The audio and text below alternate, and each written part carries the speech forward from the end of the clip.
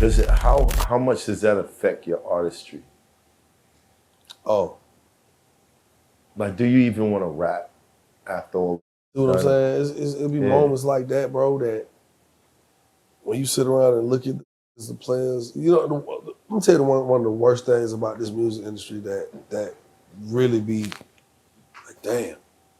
When you have people in places and everybody in position, and right when it's time, lose their positions, and the plans change, you be like, what you mean they let them not?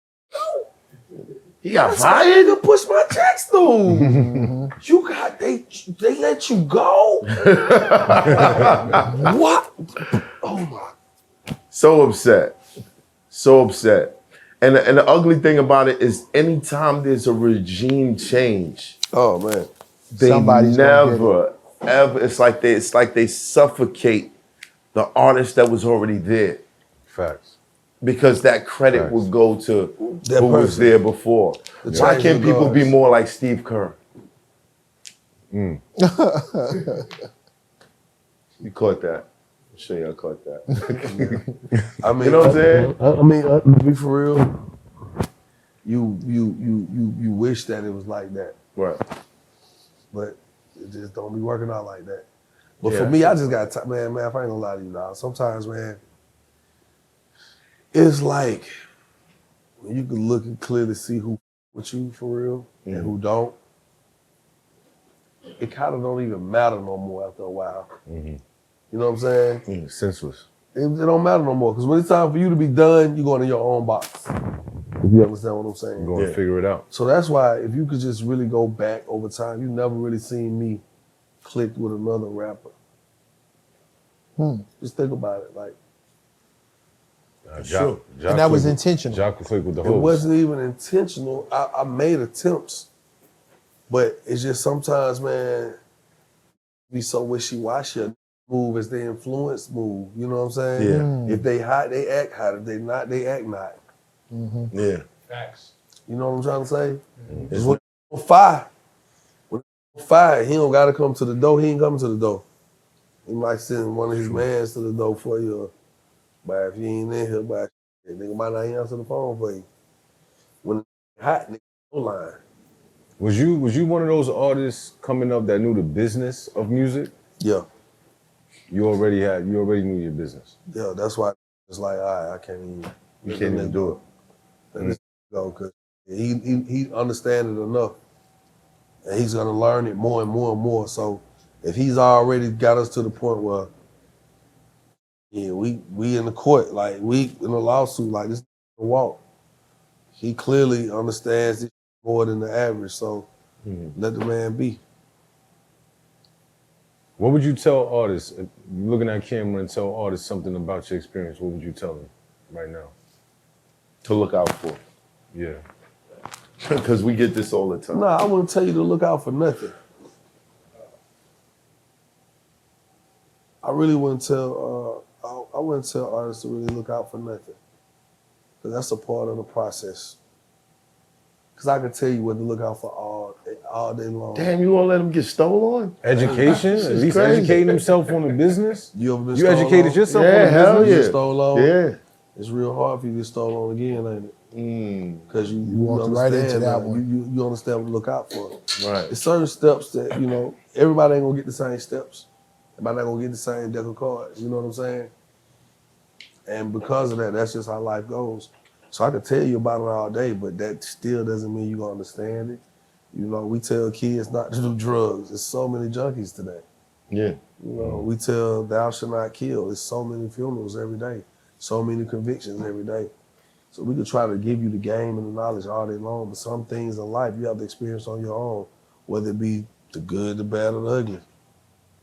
What it is that we have to lead by example. So people do talking, and especially with the younger generation, they look up to us, and that's why we have to so watch what we do, because the younger generation look up to us, and no matter if you say something positive, but you're living something negative, they're gonna, you know, pattern after what they, you know.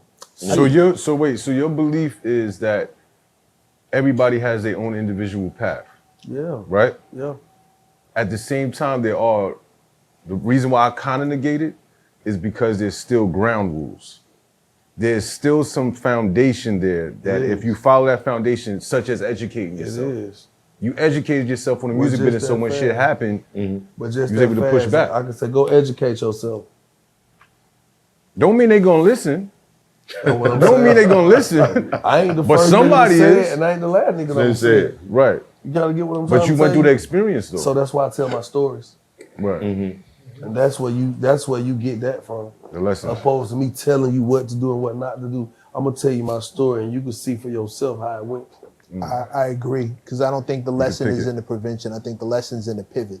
When you start talking about the music business, I don't think it's a matter of don't do this because this might happen, or keep an eye out for this thing because somebody always builds a better mousetrap. The lesson is in the pivot. The education is in the pivot. Once this situation comes to you, what are you going to do? How are you going to handle it? Do you know who to call? Do you have a back? Did you save your money to do this? You're a criminal and you're in the street and you're doing this. They don't tell you how not to get caught by the cops. Keep your mouth shut, do this, blah, blah. But until you save money for a lawyer. when the cops come, do you have money for a lawyer? Right. How much talking do they have you? The same thing as the music business. Someone is going to try you.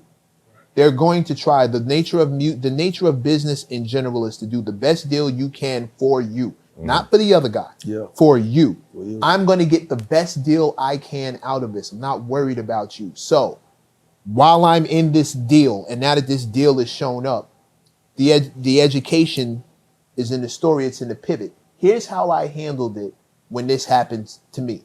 I was super educated, had money for a great attorney, and I was able to fight the fight on legal grounds. I didn't take it personal. I didn't throw hands. I didn't triple my problems by getting physical and taking it to the streets. No. Yeah. I was prepared with an attorney. I had all my ducks in a row. I had all my receipts. And you pivoted. We can fight this as long as you want to. And that's where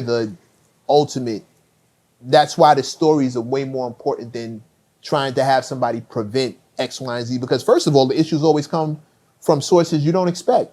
Yeah. You sitting there looking for the evil dude in the dark suit who's going to storm in and take over all your shit. It never comes. That's not how it happens. It comes from Block. It comes from your homeboy. It comes through your accountant. It comes from the people who are closest to you. And she could be your lawyer. Yeah, and sometimes they don't even mean it intentionally. That's the other part. Like sometimes it's not personal. They're not doing it to fuck you over. They're doing it because this is the best deal for them. But that's hard. Because, again, I got this from Russell. He made an interesting point. He said, yo, if what you do for a living takes care of your family, how can you not take it personal? When someone's playing with your livelihood that supports the people that you love, how can you not take it personally? How can you not feel like it's not, you know what? There's so many levels to that. Yeah. So it's like right now, it's like if I know if you do something to disrespect me and I take it personal, because I take it personal, do I take this point to get out of hand, to lose my cool, to create an altercation because I took it personal? Like no matter what, it's times when I'm in some positions and somebody say some crazy ass shit to me and I took it personal, but I cannot not be professional because I took it personal. You understand what I'm saying? So you gotta ask yourself which is the trump? The professional side of things or the personal side of things. Even when I take shit personal, sometimes the reason I don't snap out and click out is because I have to internalize what the fuck what just happened. You ever see somebody do some shit and you say, wait. Let me think about it. You almost like, yo, do you know what could happen to you right now? Yeah. But then I gotta think, if I do this right now, what's gonna happen to me? Okay. Oh. Now you almost need time. You take it personal. Process. And when you process, take some personal time to process this personal situation. Take the time, the necessary time to go and ask yourself, how do you properly handle this situation? Step back. Sometimes you just gotta step back and walk away from a motherfucker, man. You know what I'm saying? Right. Because the simplest shit sometimes happen out of nowhere. out of nowhere. You just be chilling and nigga just say some wild ass shit to you. Like, what? We've done that in here. How the fuck we get here? No, I'm saying like, Yeah. like dog, on some easy shit. So when certain shit happening like in a business like the entertainment, the music business, you gotta understand, man, this shit happening every day. That'll make you feel like, bro, kid, you playing with me. But you gotta be bigger than that though. You know what I'm saying? You just gotta learn how to center yourself, man. Get off that emotional shit. Niggas is, I say it all the time, niggas is too sensitive. Too sensitive. Niggas is too sensitive, man. What's in making business. niggas so emotional? Because they all the take it niggas have is personal. their name and they fucking ego. And they quote unquote reputation. And when niggas feel like, cause that's like right now, if I feel like my face card good, I'm good. But you know what it feel like when you know your face card ain't good, niggas don't show their face. You realize that, right? You ever see niggas just disappear? Like, damn, where the fuck that nigga been at? I ain't said, damn. You just think about it one day or somebody say a nigga name, you like, damn. I ain't seen that nigga about 3 years. Nigga can't show their face. Because the pride won't let them, the ego won't let them, because they ain't in a place or a space where they think they supposed to be socially.